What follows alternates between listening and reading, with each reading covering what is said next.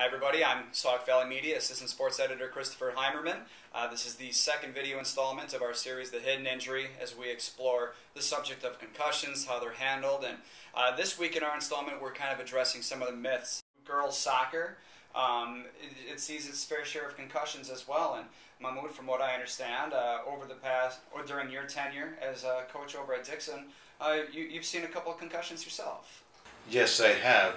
Of course, just going back to what you said, many people, studies have shown most of the concussions are in football, but soccer happens to have the second most number of concussion occurrence. Heading the ball does not cause any kind of damage or any kind of trauma. It's very minimal, if there is anything. It's improper heading, one. Two, it's the contact of head, impact with another object. It's head on head, or head on player, or head on a goalpost. It's the other objects that have impact on the head that cause concussion, not necessarily heading the ball.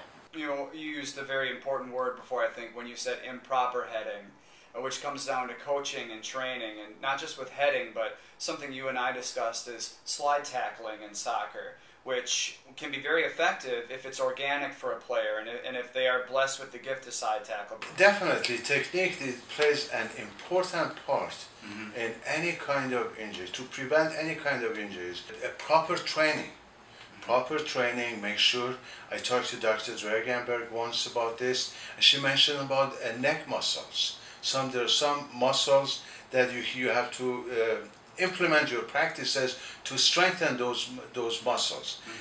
But technique is more important. I always tell my players, do not let the ball hit your head. You head the ball.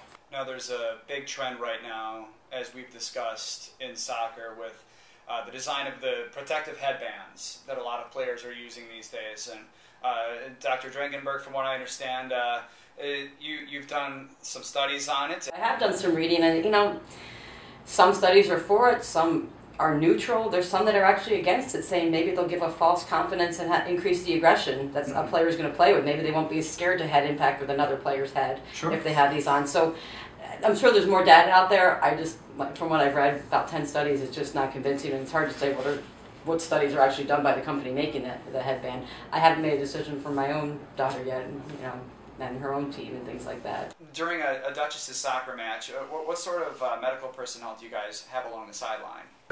We usually have a trainer on the sideline, not necessarily in Dixon area, but usually wherever we go, there are trainers. And if there is a suspicion of any kind of concussion occurrence, we take the utmost care and caution not to let that particular player go in playing field until she or he brings a doctor's note. At the time of injury, she or he will be sitting out for the rest of the game.